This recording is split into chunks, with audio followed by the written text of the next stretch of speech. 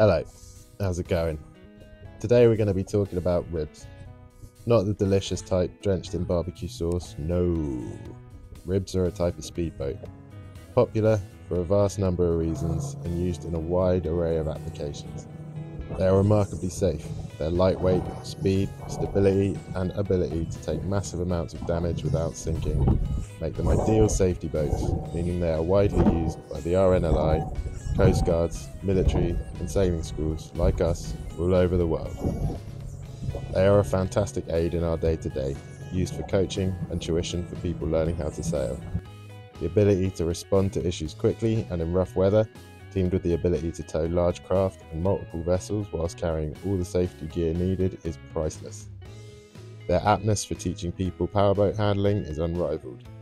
But with all this logical chat about the pros of these boats, let's not beat around the bush too much and forget that these boats are so much fun and great for leisure, pleasure, fishing, swimming and soaking in all the beautiful stuff that water has to offer us. This video is very much the opening spiel of a powerboat course and just covers parts of the boat. Please do feel free to ask any questions in the comment section.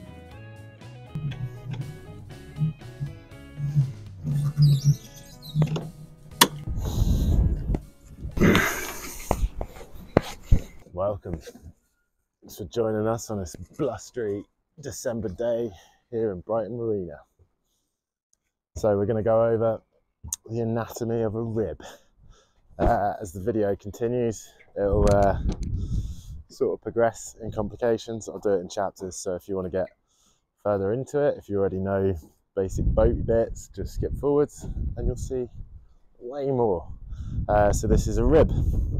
What does RIB stand for? Peace, love, equality. No, it stands for rigid, which is our hull here. Got super rigid fiberglass hull. The boat will float on the hull itself. The tubes you see on the side, we'll get into them in a minute. They don't actually provide any buoyancy. They are an incredible backup if there's anything to happen for the hull. Again, we'll head into that in a moment. So there's the rigid bit, super rigid. Inflatable is these tubes here, also known as sponsons. Now, sponsons are very much a stability thing rather than a buoyancy thing, as I just said. We have sponsons on the jet skis as well over there. So sponsons is anything that provides stability when you're turning through a corner quite tight. When you're on these boats and you see them move at a good speed and you see us go around a corner, you'll see it will really prevent the listing of the boat. So that's our inflatable bit. And then the B, you'll never guess what the B is for. It's for boat, which is the whole thing. I feel like I'm teaching you specifically here, Sean. You've done your PB2 already, buddy. So we're going to start off with like basic parts of the boat, kind of walk around it as it sits. So up at the front here, we've got what's called a bow. This terminology is true across all sorts of vessels, across yachts, dinghies, everything. Windsurfers are a little bit of an exception. But yeah, we have the bow, which is our front. At the back, we've got what's called our stern. Now on our stern, we have our transom, which is what holds our engine in place. Yeah, again, transoms are a very, very widely used term across all vessels. Left and right. So we don't use left and right in nautical places. We use port, which is our left here, and starboard, ta-da, which is our right side over here. Reason being is it universalizes the vessel. So especially on bigger boats, if someone is facing this way, for example, facing the stern, and somebody shouts left towards them, your natural instinct is going to be on the starboard side. It's going to be the opposing side. So it becomes universal. A few easy ways to remember. A lot of this stuff, if there's two things, I try my best just to learn one of those two things, and then the other one just becomes process of elimination, right? So we're going to go with port, which is our left side. It's the same amount of letters as left, so P-O-R-T. Also, is there any port left in the bottle?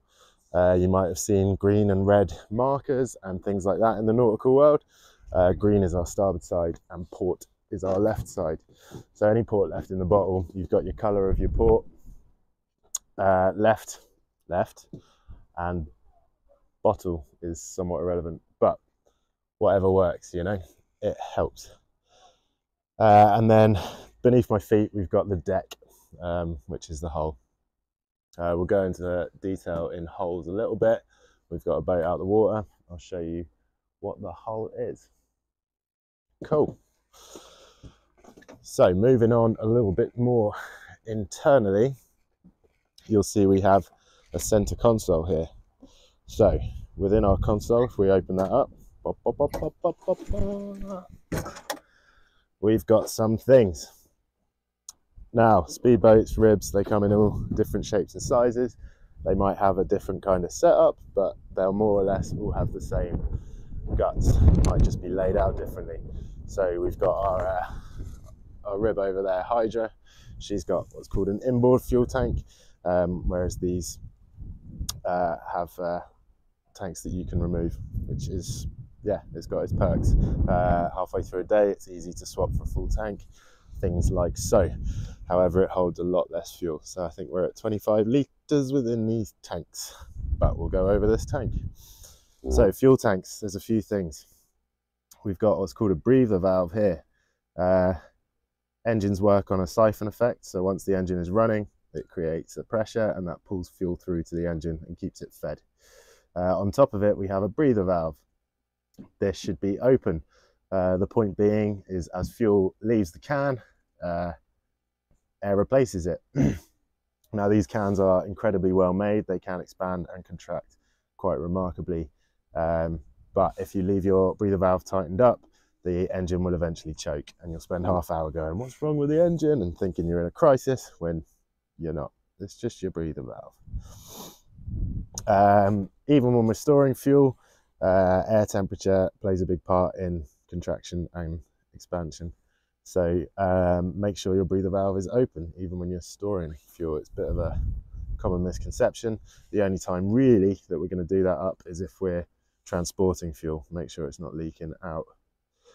So let's follow the fuel.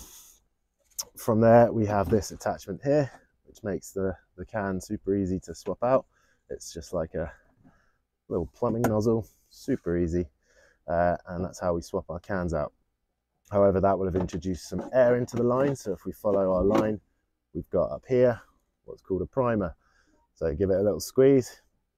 You don't want to squeeze it till it's firm, you just want it to feel like the sort of inside of the palm of your hand, which is what chefs do with steaks and stuff. Similar sort of pressure. All right, just enough to get the fuel going. As we follow the primer around, we see this little guy here. Now this is a filter. This will separate any water from fuel. It's not uncommon for water to end up in fuel, but it's not ideal to have water in engines. So we try our best to keep them separate. You'll see down here, you can tell if there is any water in it because there'll be a line. Fuel floats on water, so the water will sink to the bottom, and to release it, there's a little valve at the bottom and we can just drain any excess water out. That just prevents it getting to the engine. In smaller engines, you'll have a fuel filter within the engine itself. Definitely worth checking. It's not something we have to empty all that often, but it is worth looking at. Up here we see something else that makes a boat run. We've got our fuel. Over here we have a battery. This provides us electricity. There'll be an isolator switch for all boats somewhere because they do consume power, and if the alternator within the engine is not running, that power will be drained by instruments and radios and all that sorts of stuff. So yeah, our power feeds our instruments, and it also is what's responsible for our engine going up and down. Ooh, that's called the engine trim. Super important. These engines are heavy. It's a 90 horsepower engine, weighs a lot more than I do, so doing that by hand is a nightmare. So we have a trim button. So the electric feeds our trim. We have a trim button on the side of our throttle. Again, true with most boats. And if boats are good for anything, they're great for redundancy options. So over on the side of the engine here, we have a backup trim button. It's all very well and good having a redundancy, but if your battery's dead, then you've got no choice but to jump start it, really. But as I say, once the alternator within the engine is spinning, you are laughing. If we move ourselves, inwards, we're going to look at the center console. Look at this bad boy. Yeah, this is our center console. It's a beautiful place to be. The power. So you'll see a few things here. We've got our wheel. This is a mechanical steering, so wire steering. You get a few types. You get mechanical steering, which is done by wires. You get hydraulic steering, and not to forget tiller steering. Sometimes you'll have boats with a little outboard engine on the back, and they'll be steered with your hand, throttle and hand. Do the same thing, steering and throttle. So yeah, this is our steering wheel. Make sure it works. She's working. There we go. You'll also notice that we have a throttle here, okay? So boats aren't like cars, we don't go through gears, we go through RPMs. So gear-wise, you don't have to think of much. When driving at slow speeds, you never, ever want to take your hand off the throttle. Reason being, if you're going slow and you're ever in a pickle, you can just drop to neutral. The boat will lose its speed, or at worst, you're going to just bump into something. It's not the end of the world with ribs. They are like a massive fender. Below it, we'll start to see our ignition, and most importantly, dun, dun, dun, dun, dun, is our kill cord. All right, so underneath our throttle, you'll find a kill switch, which is this little red button here. The engine will not start unless it's in neutral and it has its kill cord attached. All very well and good having a kill cord attached, but that is useless there. We're going to make sure our kill cord goes around our leg, around 2 joints, so above the knee is what we're after. Our kill cord's attached. We always want to make sure it's attached before we turn on the engine.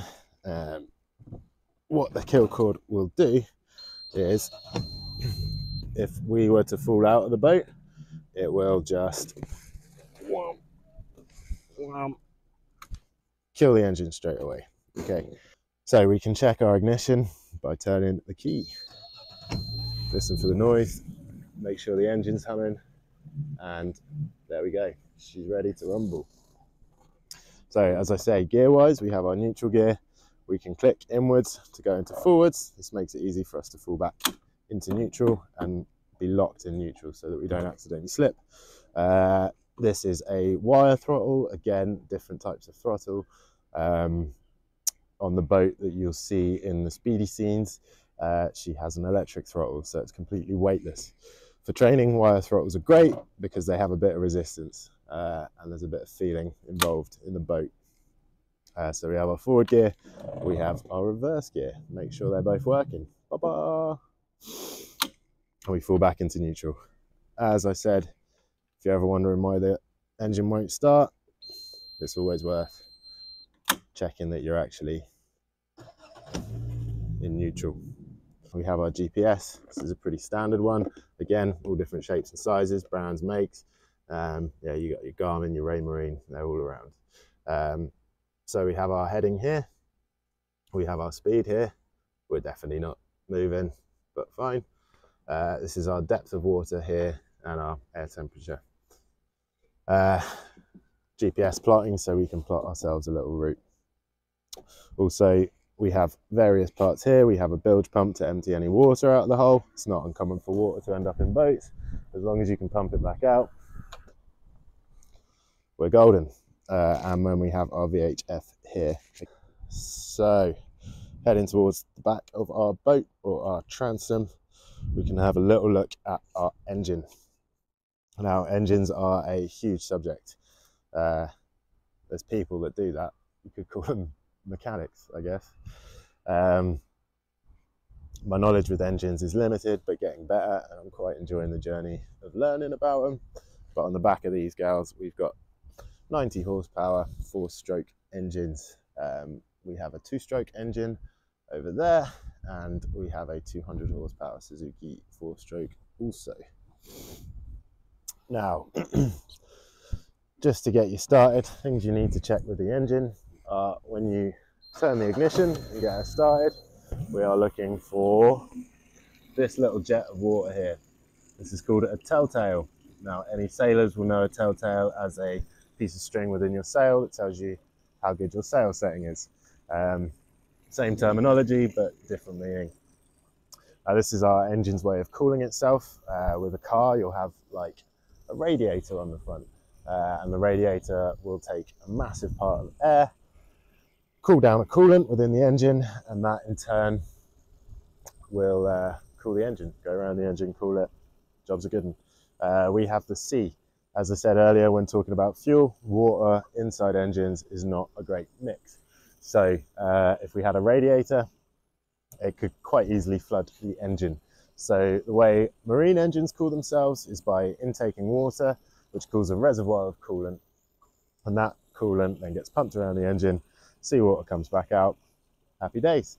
So a wonderful way, innovative way of cooling our engines.